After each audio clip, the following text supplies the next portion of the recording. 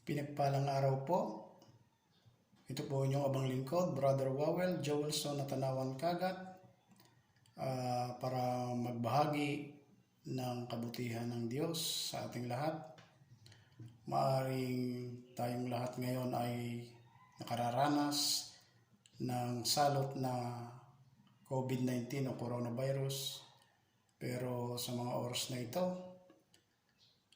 ang Diyos ang ating panaligan, ang Diyos ang ating maging sandigan at kalakasan. Maaring sa nagdaang pagputok ng Bulkang Taal dito sa Batangas, ito po ay napakalaking kapinsalaan dito sa aming lugar sa Batangas. Ganon din po naman ngayon ang coronavirus, hindi lang dito sa Pilipinas, hindi lang sa Batangas, maging sa buong mundo ay ito ay nararanasan at naging isang malaking salot ng lipunan.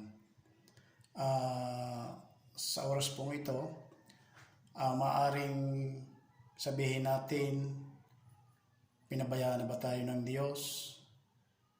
O bakit tayo nagkakaganito? Pero ang lahat ng ito, sa pagkakaalam ko at pagkakabatid ko, ay kalooban ng Diyos ang nangyayari sa bawat oras, sa bawat araw ng ating buhay. God has a purpose driven our life. Maaring may mga mabubuting bagay o mabubuting dahilan kaya nangyayari ang ganito. Dahil nga po kamakailan ay nag-post ako sa isang social media, sa Facebook, na patungkol sa pagputok ng Bulkang Taal. Dito po sa aming lugar, sa Batangas, kung hindi po siguro nangyari yon, maraming nakapasok na sabihin na nating mga taga-ibang bansa o turista, Chinese, Koreano, o mga magaling sa iba-ibang bansa na magbabakasyon o tutor dito sa ating lalawigan ng Batangas. Kung hindi po nagkaganon, siguro ay talagang maraming turista nakapasok at marami ring maaaring maging banta ng coronavirus na ito. Pero sa kabuuan ng lahat, ilang mga bagay o dahilan, maaaring ito ay sa kasalukuyan hindi natin matanggap at ito ay isang salot, ito ay napakasakit, lalo na sa mga taong dinapuan nito at sa pamilya. Ay maaari din namang sigurong ito ay may buting dulot sa bawat isa sa atin. Una, tumaas nga po ang antas o pananalig natin sa Diyos. Dahil ano po ang nangyari?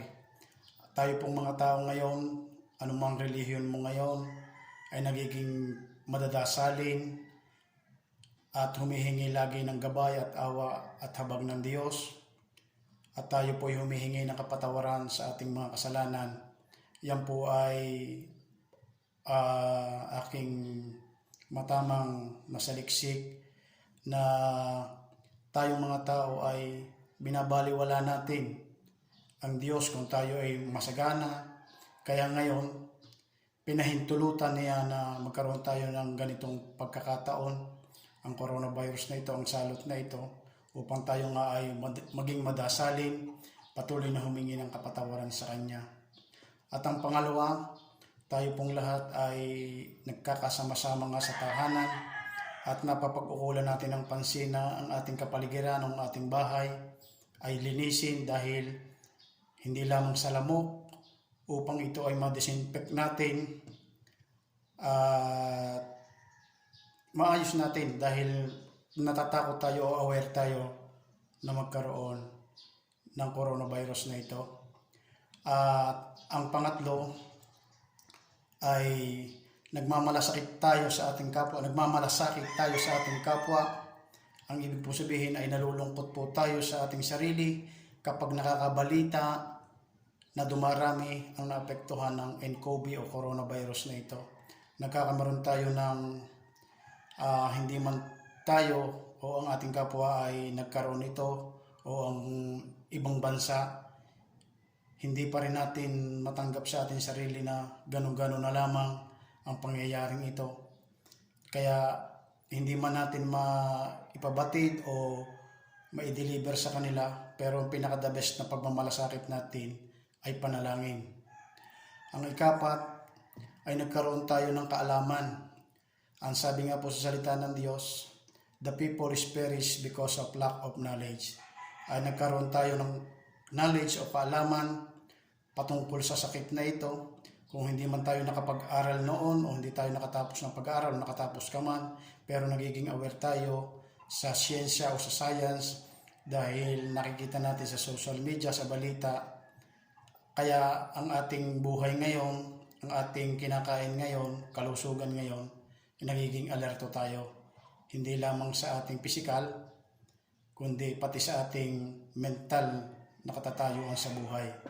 At ganoon din po, nagkaroon tayo ng pagsasama-sama o pagbabanding ng pamilya. Kung dati tayo ay hiwa-hiwalay, ngayon yung mga nasa Maynila, umuwi ng probinsya, kung sila may kapamilya doon, para sila ay, yun, isa na rin. Maaaring hindi sila nakapagbanding dati.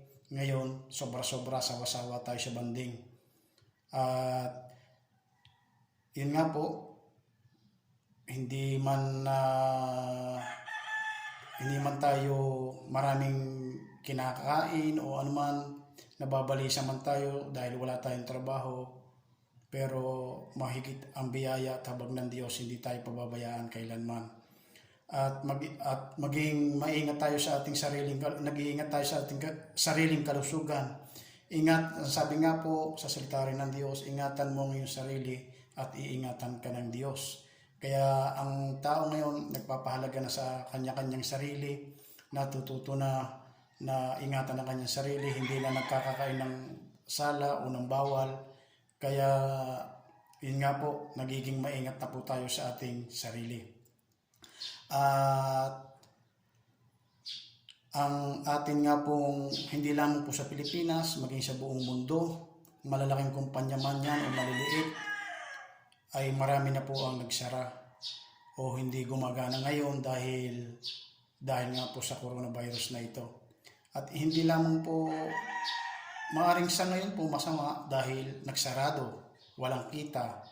Pero sa atin namang kalikasan, sa ozone layer, ay napakalaking bagay dahil kita po yan sa satellite ng ating mga siyentipiko na yan po ay yung mga usok natin, bumubutas po yan ng ozone layer. Kaya ngayon, malaking bagay kung ito ay 10 araw o 1 buwan na lockdown, ay napakalaking bagay po at tulong sa ating kalikasan. At ang atin pong mga luho sa buhay, nabawasan po.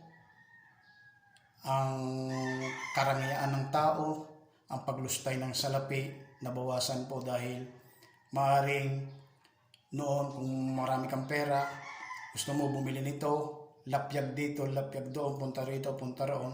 Ngayon po nabawasan dahil nga walang biyahe, lockdown, at siguro isa na rin to sa pamaraan ng talaga ng Diyos. At pagtigil ng mga sugalan, mga huwitingan, sabungan, mga hotel, mga motel, yan pong mga pinagsusumingan dahil alam po naman natin ngayon na magmamahal na araw, malapit na mahal na araw, Semana Santa, marami dapat nagsuswimming na ngayon sa mga swimming pool at mga beach.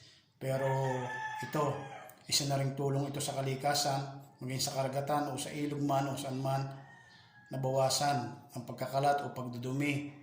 O kaya ay yan nga po sa sabungan, sa mitingan, sa hotel, at sa lahat ng mga aspeto ng alam natin na hindi kalugod-lugod sa paningin ng Panginoon ay talagang nabawasan. At nawa ay hindi lamang ito nabawasan at magtuloy-tuloy na mawala sa pangalan ni Jesus.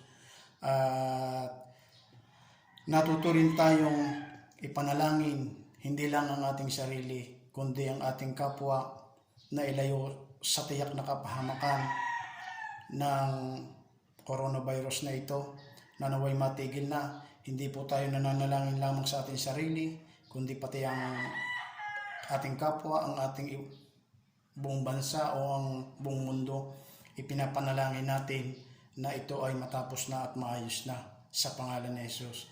Kaya ang lahat ng ito ay batid ko na kapahayagan at nasa salita ito ng Diyos, nasa Biblia po ito, nagaganap sa atin.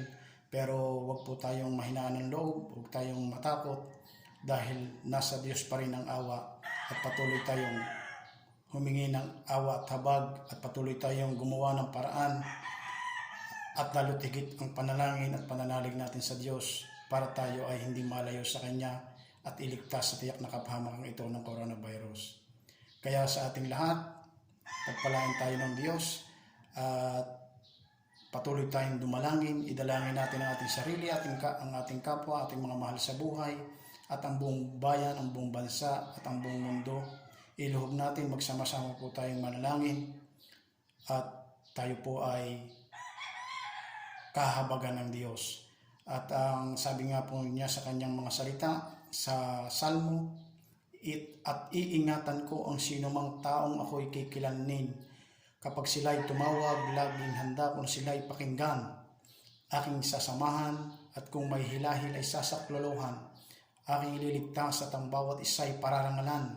Sila'y bibigyan ko at gagantimpalaan ng mahabang buhay at nakatitiyak na ang tatamuhin nila ay kaligtasan. At sinabi po sa kanyang mga salita sa kronika, maaaring ipinig ko ang langit at hindi pumatak ang ulan. Maaaring magpadala ko ng mga balang upang salantain ang lupaing ito. Maaaring palaganapin ko sa aking bayan ng salot. Ngunit sa sandaling ang bayang ito na aking pinili ay magpakumbaba. Manalangin, hanapin ako talikdan ng kanilang kasamaan. Diringgin ko sila, patatawarin ko sila, at ibabalik ko sa kanilang lupain ang katiwasayan at kasaganaan. Ito ang pangako at mga salita ng Diyos.